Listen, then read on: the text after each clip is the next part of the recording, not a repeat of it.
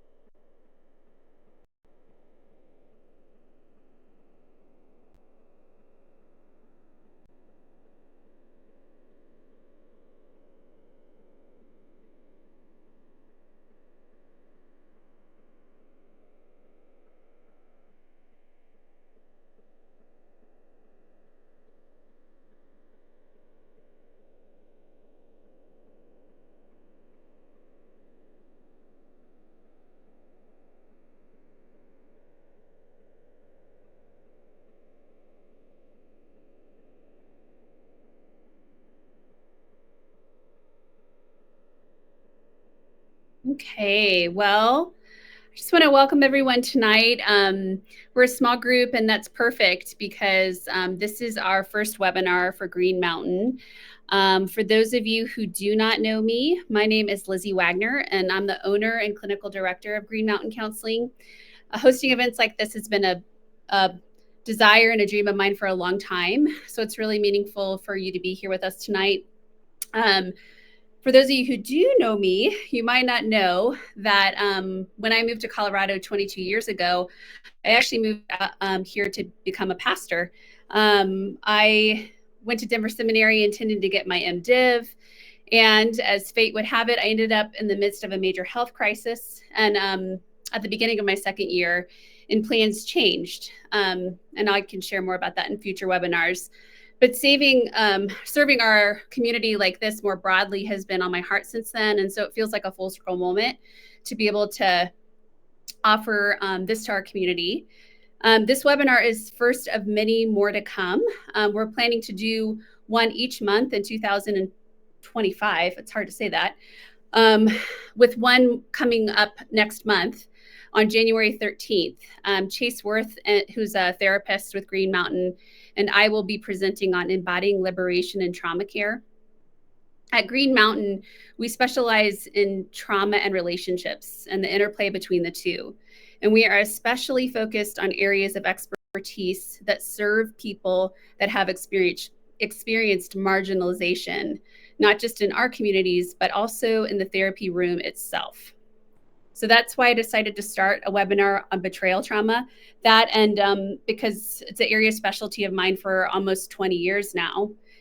Betrayal trauma disproportionately affects women, although do hear me, not exclusively. And up until 2008, it was an area that quickly shifted blame to the victim in the counseling room, coming from a strictly codependent and co-addict mindset. And so I will be forever grateful to my colleague, Kevin, who in 2008 invited me to start a women's group for sexually betrayed spouses at his group counseling practice. He heard that I was passionate about serving people with a similar faith background as me who were working through issues that were not talked about in systems and communities I was from. Feminine and masculine identity, sexuality, family of origin pain and childhood trauma, chronic illness and pain in women, and also marital abuse. Fortunately, he saw the look on my face when I read the books he initially recommended that were focused on the partner being co-addicted, and quickly offered the newly published Your Sexually Addicted Spouse, How Partners Can Cope and Heal, which is written by Barbara Steffens and Marcia Means. The book challenges traditional views of partners of sex addicts, presenting them as trauma victims rather than codependents. It provides compassionate insights, tools, and strategies for partners to heal from the emotional, psychological, and relational damage caused by their spouse's sex addiction. And that set the course to the beginning of my career, and for many more books and providers and resources from the trauma model lens to write not just about partners of sex addicts, but lots of different forms of betrayal trauma from a trauma lens. And so here we are. So that's our approach to betrayal trauma tonight, from a trauma-wise, systemically minded, culturally responsive lens, like all of our work at Green Mountain Counseling. It's also important to say that in all my years of therapy, it's amazing what we humans can get through and heal from with a safe enough attachment and secure connection. As we train therapists here at Green Mountain through our intern program and with our licensure candidates, this is what we focus on and teach as what a minimum therapeutic experience should include. Safety to be fully seen and known, which is easier said than done, and so foundational to any environment where real change can happen. And it's this point, the amazing healing we can experience through impossible circumstances, that makes betrayal the deepest of psychological and emotional pains. Whether it is a recent discovery of a partner's secret drug addiction, a second family, a financial investment gone sideways, when our safe enough attachment suddenly and violently becomes the source of our deepest pain and fear, trust is shattered and we are in trauma mode with nowhere to go. Whatever brings you here, your own experience of betrayal, because you love someone who has experienced betrayal, or because you have seen this and want to be prepared for this in your area of influence, you're welcome. We need more understanding, compassionate, and safe enough spaces for people to experience warmth and grace in these deeply wounding experiences. So when we hear the word betrayal, many of us think immediately of infidelity. And while that's a significant part of this discussion, betrayal trauma encompasses any violation of trust within a close, dependent relationship, whether it's infidelity, financial deceit, or even emotional or physical abuse. This type of trauma affects us emotionally, psychologically, and physically, often mirroring symptoms we see in survivors of sexual assault or combat. The holiday season, with its emphasis on family and love and togetherness, which are all really great things, can amplify these feelings. Many who are navigating betrayal trauma feel pressured to perform joy or engage in with people who unknowingly trigger their pain. But tonight, we'll explore ways to navigate this in this difficult season through understanding and self-compassion and actionable tools, including some somatic and creative interventions. Let's just begin with an overview of betrayal trauma and its effects. And this form, and just as I go through this, like if it feels like it's affecting you and your own story, just feel free to really take care of yourself in the process, and really offer compassion to yourself as you relate to these things. This form of trauma stems from a deep violation of trust in relationships where safety and support are expected. It's multidimensional and affects emotions, you physically and relationally. Emotionally and psychological effects include anxiety and depression, which are fueled by persistent overthinking and self-doubt. This is to be expected in these circumstances. Many experience hypervigilance, like always on edge and struggling to trust others or really anybody. Emotional dysregulation, intense, unpredictable mood swings often become a daily battle or even a moment-to-moment battle. And lastly, there's profound grief and loss, just mourning the betrayal and also the relationship you thought you had had. Physically, we know that chronic stress can manifest in somatic symptoms like headaches, fatigue, digestive issues, and insomnia. And these heightened cortisol levels that are part and parcel to chronic stress over time can lead to immune dysfunction and burnout. Relationally, people often are isolated and feel shame and mistrust, which makes it hard to reach out for support. Survivors struggle to form or maintain new relationships, fearing vulnerability and future betrayal. There can be some conflict avoidance, which is really understandable, making it really hard to assert the necessary boundaries to create the safety that's needed and to even communicate effectively. So there really is a big impact on how to even get safe connection to be able to heal, begin to heal, and begin to get the co-regulation that's needed in these circumstances. And then specifically to the holidays, there's unique challenges, right? Shared rituals and traditions that once represented love and security now can feel painful and hollow.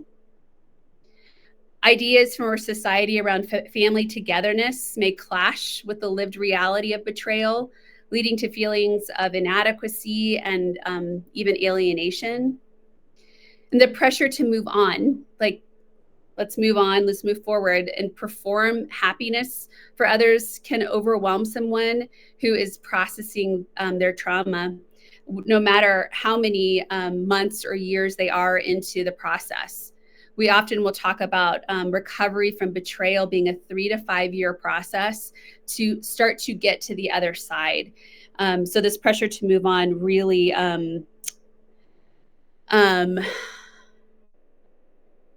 really can pressure somebody and add to the overwhelm that they're already experiencing. Okay, I'm just going to pause real quick because I think I'm getting some messages about how this is going for people. But one sec, let me just check in here. I'm going to pause real quick. One sec.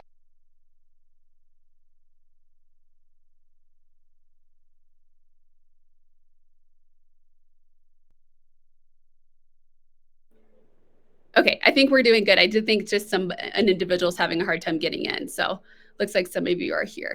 Perfect. Okay. So the holidays really do present these unique challenges for those of us that are healing from betrayal. I do want to just kind of review some stages of healing to normalize that 3 to 5 year journey of healing that I presented. But before we jump into that, I want to emphasize that at Green Mountain, we really try to help people heal from the inside out. And that means that we know each person has the capacity to heal within them. We want to instill confidence in our clients and not anxiety. We believe this because of what we know about neurobiology, that right alongside trauma is also survival, which is a miracle in and of itself. And also that there is always an arc of healing ready to emerge next to one of pain. Sometimes it can be incredibly hard and require a lot of patience and slowing down to find that. But it is often there, always there, and often comes sooner than we think. Humans are amazing and our design is amazing, and we really trust that. So while we discuss this roadmap here, we do want to provide safe containment and strategy for our clients. We also instill deep hope and confidence that a reconnection with self, coming back home to self, will lead to safety and trust that is needed to reconnect with others and also to your spiritual life and faith and good as it fits to you. And then that's because that's a real impact of trauma, just really not being able to see the good things that are happening because we're just so focused on survival and the next threat. So as we go through this, I really encourage you to connect with self, whether this is your experience or someone you care about. Really resist the temptation to compare and contrast. The stuckness of trauma is always to be looking out for danger, but the movement of healing is to look within and find your story and identity in the midst of the mess and the pain. Healing from betrayal trauma is a journey of coming back home to yourself, to your faith, and to your community. And while it's not a linear process, it often unfolds in 3 broad stages. And these stages are defined, again, broadly, but do kind of encompass what somebody might need in order to move on to the next phase. So the first is safety and stabilization.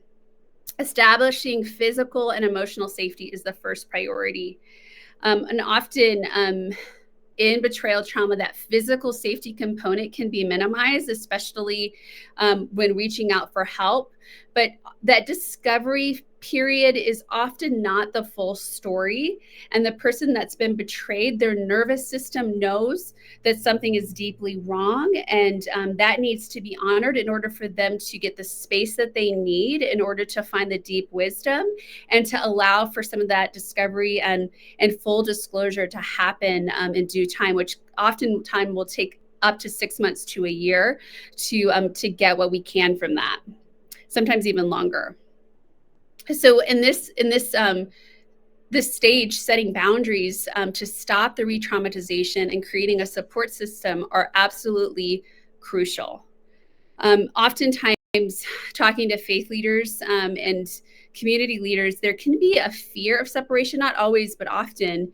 And often this is absolutely necessary. Like I was describing, we often need this therapeutic separation, which is different than a separation to move towards a divorce, because the therapeutic separation has things like clear boundaries and goals and an intention, not a certainty, but an intention of coming back together in a more grounded, boundaried, and new way that allows for repatterning in the relationship and more clear identity for each individual. For an example of this during the holiday season, maybe a lesser level of need for emotional safety, it might sound something like this. I will limit my time at gatherings where I feel unsafe and unsupported, or I might not even go to them. And I will have a plan for leaving when needed, and getting support in that.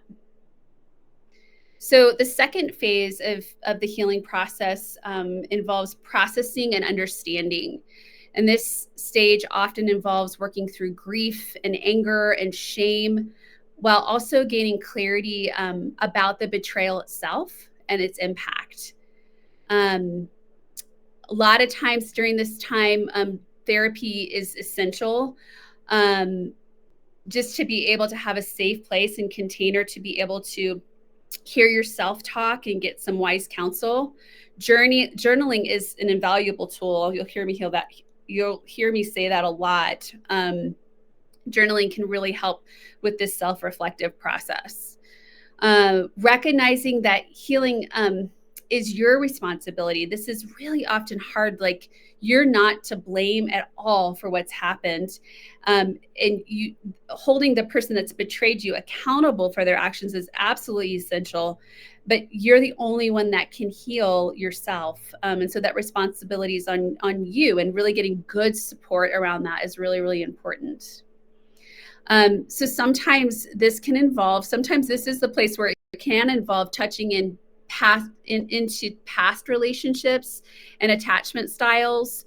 Sometimes this is where some people start to get a lot from codependent literature, and also differentiating themselves from it. So there's not a prescription there, but just that can happen and be helpful. Oftentimes younger parts of self that have been playing out in relationships are get to be known, and you get to assert your own experiences and needs without getting into any kind of loop that with other people that causes these sorts of cycles to happen again in the future. So it's a lot of deep diving in this stage of healing. And then the last phase is reconnection and growth. And this is where you feel the downhill of the 14er climb, just really so much work to get to the peak. And then you can start to really feel that reconnection and growth. This is about rebuilding trust. And there is risk here, first in yourself, and then in others, and possibly even in the betrayed relationship. A lot of times we'll talk about in partner-informed care, this three-legged stool of recovery, where the person that's been betrayed has their own process of healing, and the person that has betrayed has their own therapy and way of understanding their own serenity and sobriety. And then you have this other part of the coupleship, if it's being restored and or just it ended in a way that's peaceful, that will help you understand the relationship and where things need to come back around. So, and it's also important to say in this, oftentimes in the dynamics around betrayal, a lot of things can be projected onto the person that has been betrayed. It's clear that the person who broke trust is the one that has to rebuild it. And we often find ourselves saying this in our counseling rooms a lot, like the person that has broken trust has to be the one to rebuild it. It's also this phase is also a time for redefining your values and really embracing your resilience.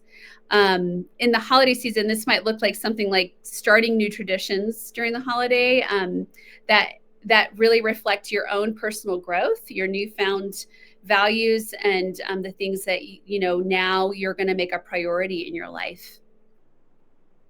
So now let's talk about a few practical tools that could help during the holiday season. This is something therapists often talk about, but really want to emphasize how we do this in when we're processing and digesting trauma. It's setting healthy boundaries.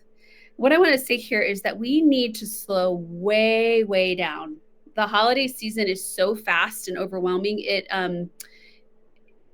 But trauma and overwhelming experiences insist that we slow down and really notice what we need. And we have to have boundaries to slow down. So how do you protect time where you can really go at the pace that you need? And also remember, no one can tell you what to do with your relationship after betrayal. It's overwhelming. It deserves time and care. And you get to pace things the way you need. And you get to change your mind when it's required. And And to get in touch with yourself and your experience, you need to create space for that. So at its very basic form, boundaries are empowering yourself to say no when necessary.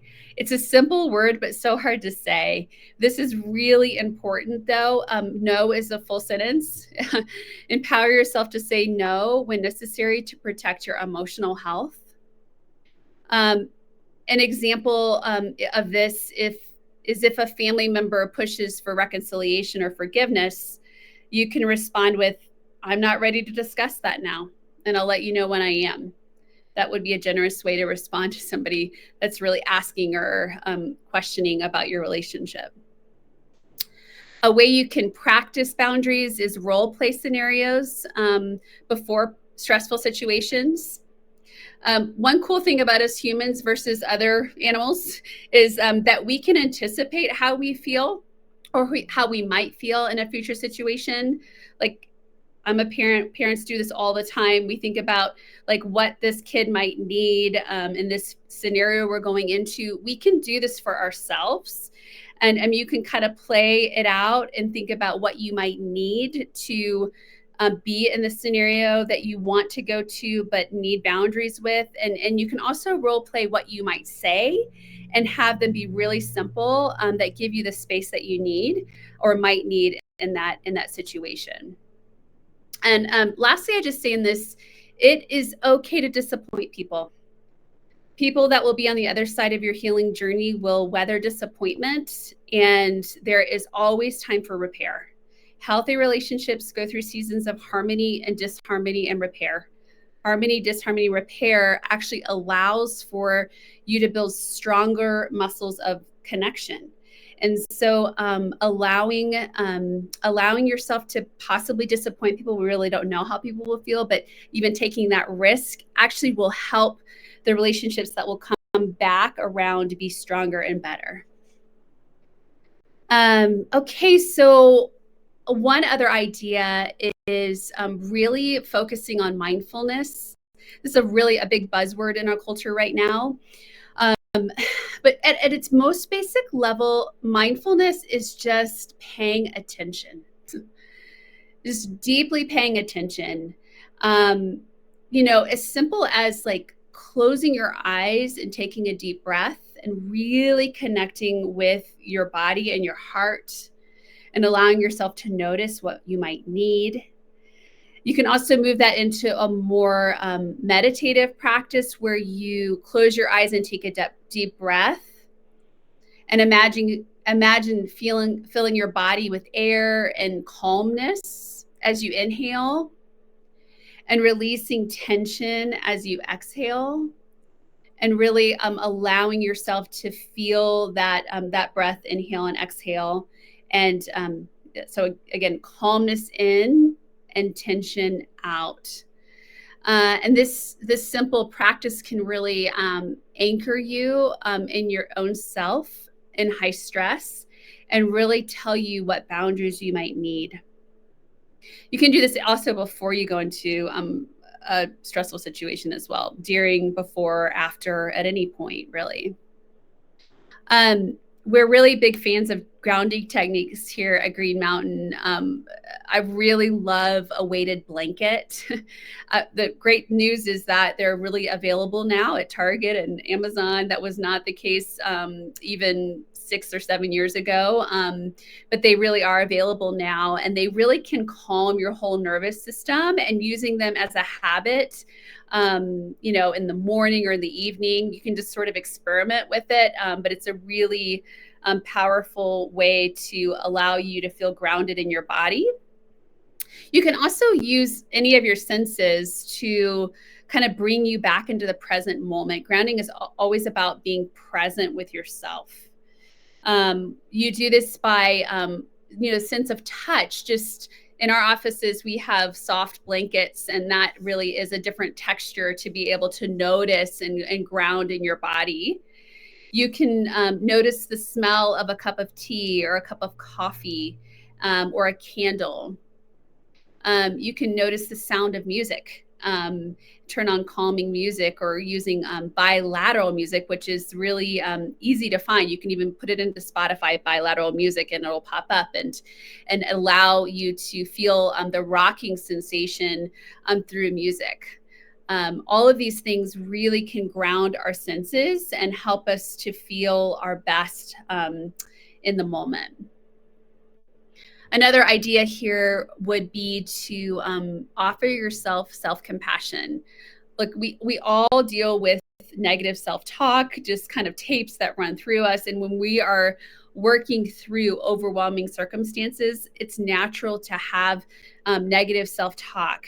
But we can also listen to that and notice that, and then also play another tape alongside that, and allow that new tape to be louder, which is like, I'm worthy of love. I'm worthy of healing. And it's not a battle of the negative versus the positive. Often it can feel like that, but really allowing for them to be even just together, but allowing for this sense of self-compassion and the words around that to be present, putting your mind to that. One idea we talked about already, but I think is just really beautiful and really deserves self-reflection, is creating new traditions. Redefine the holidays by creating rituals that feel safe and empowering to you. What would this be? Like, it could be anything: a quiet day of reflection, volunteering, although that can feel really busy, but giving your time away in some way, spending time with supportive friends instead of or alongside family, buying a new candle, something really simple that just honors your growth and your healing process. Just really thinking about what new tradition, very simple even, can I start to do that honors me and right where I am. And lastly, I'm going to talk about gratitude and some reflection. I will say, I think that gratitude is really challenging the way it's positioned, oftentimes in our soundbite culture, and also really challenging in the midst of a really dark time. But when I think about gratitude, I think about a candle. I think about a little light that we can find in the dark. And I think about vivifying that small thing. So it's not about a list of things I'm grateful for. It's not about reaching and stretching and trying to find those things, but it really is about noticing what is good or warm or calm, even in the smallest little way. And when we get that little bit of gratitude, that little bit of warmth, allowing ourselves to really focus on it and vivify that experience and allow it to grow. I attribute this idea to Anne Voskamp. She wrote a book called, I think, 1,000 Gifts, but in it, she really takes a moment to artistically describe like little gifts that show up in our day-to-day. And I think about it this way. So in the holiday season, when everything's so busy and there's so many expectations, and what are the tiny little spots that give you joy and gratitude, then focus on that little thing and allow that to be enough. If it serves you and it's helpful, you can list things that you're grateful for if that's coming to you. But if that feels too hard, just let's go to this really smaller place to vivify that. And just as you're reflecting on that, using journaling to process what's coming up. If it feels like there's nowhere to go with these overwhelming feelings or thoughts that you have, or you just need to process how the holidays aren't what you envisioned, putting it on paper, literally writing with your hand, is a very somatic way, a very body-based way to express yourself. I know sometimes when we're in overwhelming circumstances, writing can feel like we could just write forever. And so one idea to contain that is to limit yourself. So you can set a timer for 5 minutes and say, just for 5 minutes, I'm just going to get this out. I'm just going to write and write and write for 5 minutes. And when the timer goes off, I'm done. You can limit yourself to 1 page. You can limit yourself to a list. And it's just a nice way to contain things. And another idea, I know there's actually paper for this now where you can burn paper or dissolve paper. But you can even just keep it super simple, write on a piece of notebook paper, everything you don't ever want to read again, just get it all out on a piece of paper. Super honest, like you don't even want to read it in the next 5 minutes, and get it out and then shred it, burn it, destroy it, and allow it to just kind of move out that way. So there's just a few ideas for you, and just take a minute to reflect on, what stuck with you. You don't have to take it all, but what is really resonating with you, and what do you think you could bring to your own healing journey or those people around you that you care about? And then lastly, I just want to talk about guidance for leaders and supporters of those, for those of us that are in that role. First, I just say, be not just trauma informed, but be trauma wise. Listen without judgment. Don't offer a cliche advice. Instead, just provide empathetic presence. Just listen. That's mostly what people need, the containment of another person that's regulated to hear them. Avoid bypassing pain. So validate people's pain rather than minimizing it. Like, just avoid things like, at least you have things to be grateful for. I often experience people that are going through trauma as grateful. It's just that they need the part that's painful to be seen and known. And then naturally, when that's seen and known, that gratitude just rises up because it's already there. Create safe spaces. Organize holiday events where people feel supported and understood, or at least offer deep permission for people to not have to stay as long as they might feel expected to, or to not attend whatever type of party you might be hosting. And lastly, I'll say, just offer resources. First, have them if you need them. There's lots of different resources out there that we can provide, or I can point you to. And share information about support groups, books, therapists who specialize in betrayal trauma. So lastly, I'll just say and reemphasize, the holidays may be difficult. They can be difficult. And it's not uncommon, like this week, for us therapists to be really busy because expectations were it would be great, and it's just not feeling that way. But also there are opportunities to really validate your own resilience in your own transformation and growth. And just noticing that healing's not about avoiding pain, but about learning to navigate it with grace and support. So for those experiencing betrayal trauma, know that you're not alone, and that your journey is valid, and that together we can create a season that prioritizes authenticity and connection and hope. And by practicing some of these things, you can really embody these new values that come from the healing process, like authenticity, connection, hope, and reality. And that's really what I have to offer you tonight.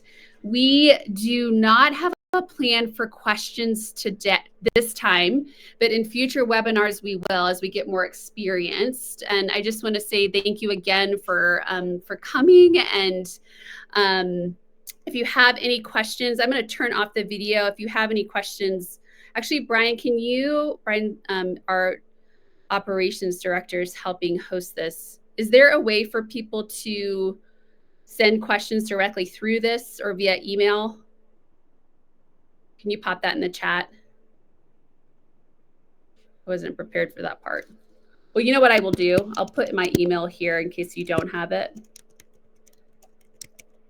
If you have any questions about follow-up resources or questions, I'll put that here. and give you a minute. Oh, Brian's saying yes. So there's my email. Oh, there's a Q&A tab. So see that down in the chat. There's a Q&A tab that you can pop questions directly to us and not to the whole group on. So I'm going to go ahead and stop the video and let you all go on with your night. I really do wish you the best in the holiday season and look forward to connecting with you in the future.